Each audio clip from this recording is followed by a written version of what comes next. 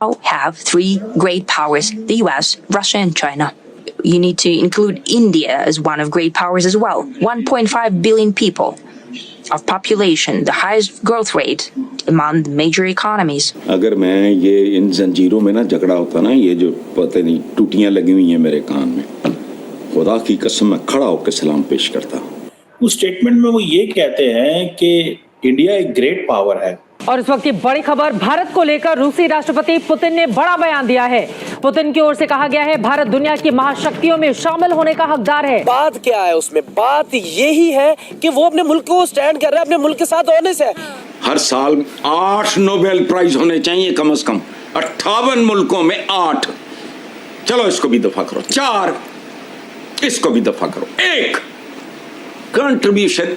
वो जानते हैं दूसरी कंट्रीज वाले, जहां भी आप किसी मुल्क के भी साथ जाते हैं, ये जो इंटेलिजेंट एजेंसी होती है ना, वो उस मुल्क के वजीर आजम को उनको बैकग्राउंड चेक करती है। चाइना ने पहली बार एडमिट किया है कि भारत राइज कर रहा है और चाइना डूब रहा है। रशिया के साथ ताल्लुकात रखते हुए एक चीज को जहन में रखें कि किसी और मुल्क के अंडर प्रेशर ना आए जिस तरह के भारत है। इसमें हमारी कंट्रीब्यूशन 0 भी नहीं है, इसलिए हमारा रोल इस दुनिया में 0 भी नहीं है। हत्ता कि अब देख रहे हैं आप यूक्रेन के बिल्कुल हक में बैठा हुआ है अमेरिका, लेकिन उनका पार्टनर उठ के जाके रूस के साथ बात कर रहा है। नरेंद्र मोदी उससे बात कर रहा है कि आप यूक्रेन को ऐसे करें। हम में इतनी हिम्मत नहीं है कि हम जाके बात करें।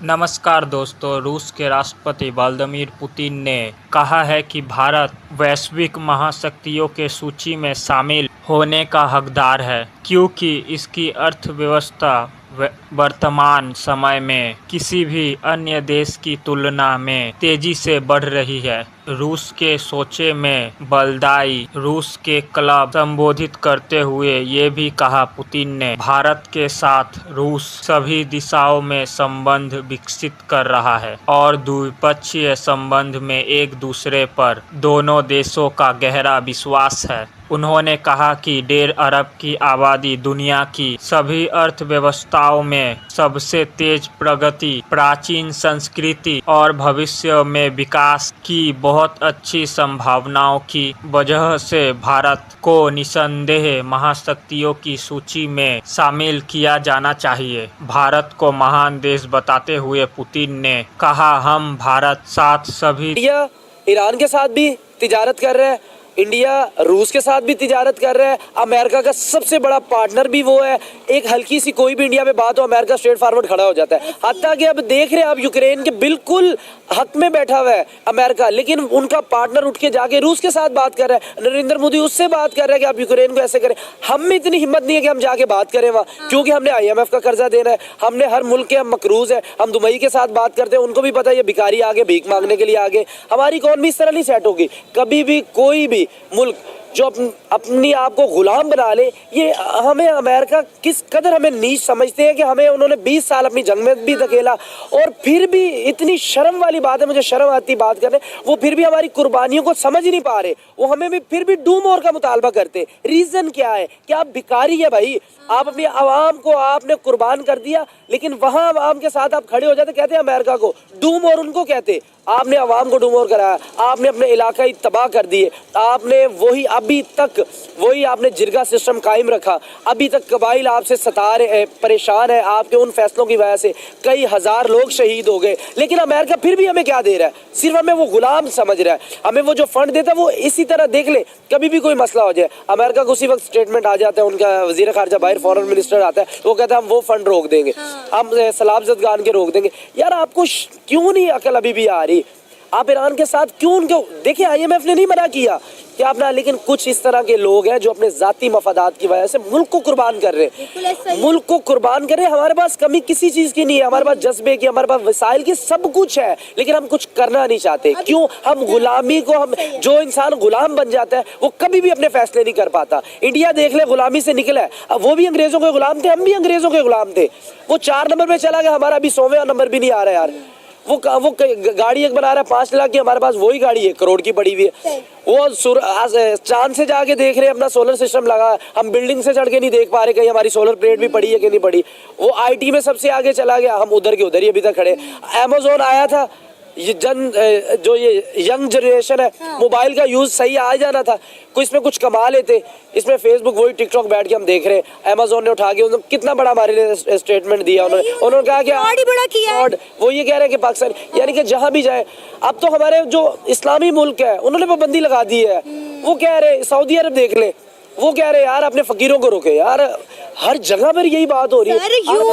यूएई ने जो वीजा फ्री एंट्री कर दी है कि आप इंडियंस आए, हम आपको वीजा ऑन अराइवल देंगे, और पाकिस्तानियों को यूएई वीजा ही नहीं दे रहा। पिछले 3 सालों से, आई थिंक 2020 से उन्होंने बिल्कुल उसको बंद कर दिया है। यानी कि जहां भी जा रहे हैं कोई ग्रीन पासपोर्ट की रिस्पेक्ट है ही नहीं।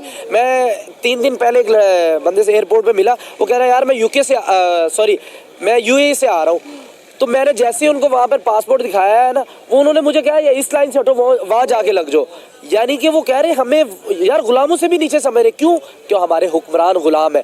क्यों नहीं हम ईरान से तेल ले रहे? 6 महीने ईरान से तेल ले लें। मैं ऑन एरिया क्या कह रहा हूँ, चैलेंज करके कह रहा हूँ, आप आधा कर्जा उतार देंगे।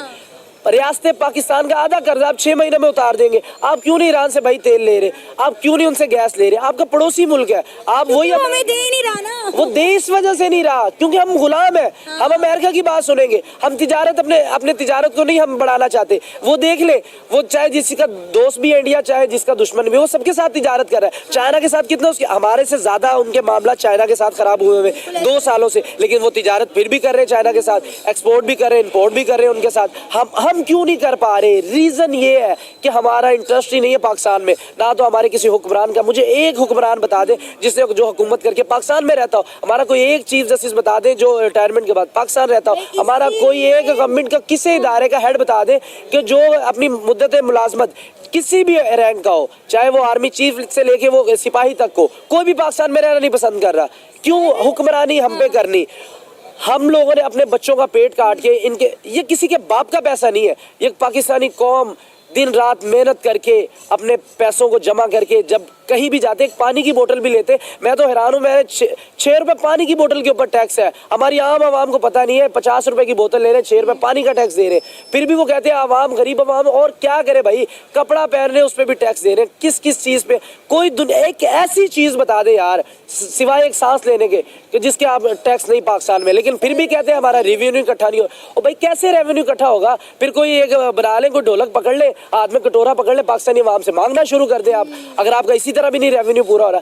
वाहिद पाकिस्तानी कौम है जिसका सबसे ज्यादा कर्ज है और सबसे ज्यादा हम लोग टैक्स भी पेड कर रहे हैं। वो कह रहे हैं टैक्स नहीं देते। और यार किस चीज में आप नहीं टैक्स ले रहे? बात क्या है उसमें? बात यही है कि वो अपने मुल्क को स्टैंड कर रहे हैं, अपने मुल्क के साथ ऑनेस्ट है।